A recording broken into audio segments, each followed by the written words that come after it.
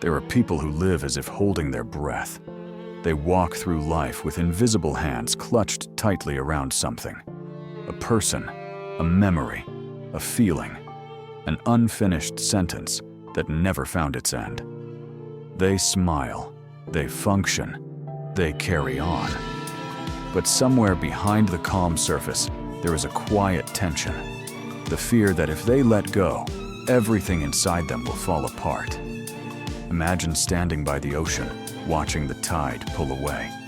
Most people see the beauty in the movement, the rhythm of loss and return. But you brace yourself. Every wave that recedes feels like abandonment. Every withdrawal of the sea reminds you of what it means to be left. You tell yourself that holding on keeps you safe. You hold on to the people who hurt you, to the versions of yourself that no longer fit, to stories that ended long ago. Because to release them feels like stepping into emptiness, and you've already known too much emptiness for one lifetime. At the heart of this pattern lies a deep, ancient fear, the fear of disappearance. In developmental psychology, we learn that a child who was not securely held, physically, emotionally, or psychologically, learns to hold on in their own way. When the caregiver's love was inconsistent, when affection appeared and vanished like weather, the child's nervous system adapted. They became hyper-attuned, watching for every shift, every sigh, every silence.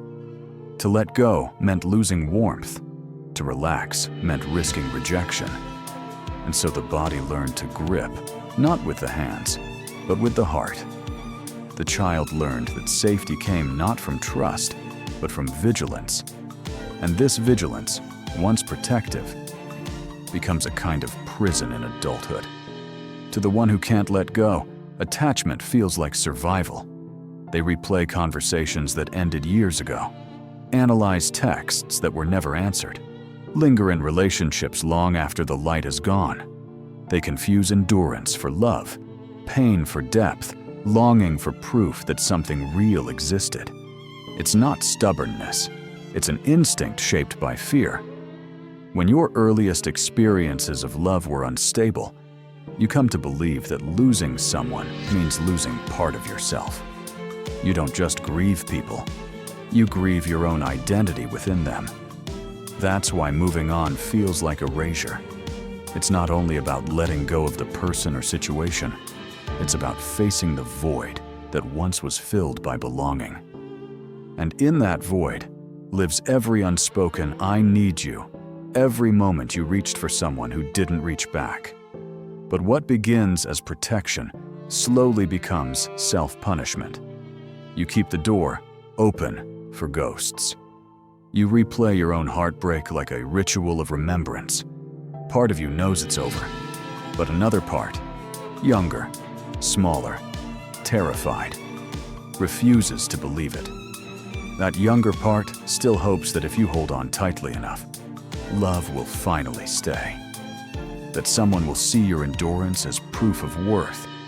But love, real love, doesn't require captivity. It breathes, it moves, it returns when it's free to. The one who can't let go doesn't realize that what they're grasping isn't the person. It's the feeling of connection, the illusion of control.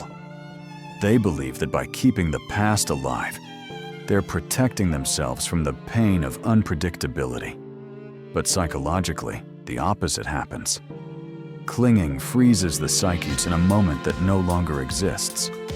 The nervous system stays locked in a loop, oscillating between hope and despair, closeness and distance, memory and reality.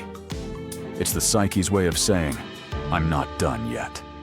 Not done grieving, not done being seen, not done being held the way I should have been. And so, the adult's inability to let go is not a flaw in character. It's a symptom of unfinished mourning. A sign that somewhere deep inside, a child still waits for someone to come back. Maybe you see yourself here. Maybe you've kept old messages you never reread, or avoided deleting photos because they feel like proof that it all happened. Maybe you find yourself rehearsing arguments in your mind, not to win them, but to stay connected to the one you lost. You tell yourself it's love, but maybe it's something else. Maybe it's the echo of all the times you weren't chosen. Letting go feels like betrayal, not of them, but of the self who tried so hard to be enough. So you stay loyal to your own pain because it's the only thing that has never left. In Jungian psychology, we might say the one who can't let go is caught between eros and thanatos, between the instinct to connect and the instinct to preserve what's already dying. They cannot separate love from loss, so they rehearse loss endlessly, mistaking it for devotion. This is not irrational. It's the psyche's attempt to make meaning from chaos. If you can't control who stays or who leaves, maybe you can at least control the remembering. You turn your grief into ritual, your memory into monument. But monuments don't breathe. They stand in silence, impressive but lifeless. And eventually, even the stone begins to erode. When you live your life with clenched fists, even love that tries to reach you can't find a way in. You grip so tightly to what's gone that your hands are no longer open for what's coming. Emotionally, you become both prisoner and guard, protecting yourself from future loss by staying loyal to the old one. But this loyalty costs you presence. It keeps you living in memory, not reality. The tragedy is that the one who can't let go often has the deepest capacity for love. Their devotion, their memory, their tenderness, all are extraordinary. But without release, love becomes longing. And longing becomes the architecture of their identity. Healing doesn't begin with force. You cannot let go by command. You can only begin by noticing, by realizing that the act of holding on is no longer protecting you.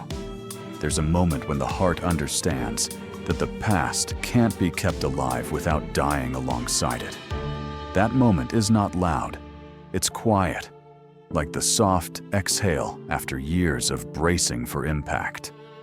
To heal, the one who can't let go must meet the child within, the one who clung not out of obsession, but out of desperation for safety. They must say to that child, "You're safe now. You don't need to grip anymore." Letting go isn't the same as forgetting. It's remembering without collapsing. It's allowing what was once loved to exist in its proper place. Behind you, not within your fists. And when you finally loosen your grip, you'll find that what you feared losing was never the person. It was the connection to your own aliveness. And that aliveness returns, slowly, tenderly, like sunlight filtering into a long, closed room. Maybe the art of living is not about holding or losing, but about learning the rhythm of tides, how they come, how they go, and how the shore remains. Letting go is not the end of love. It's the beginning of peace.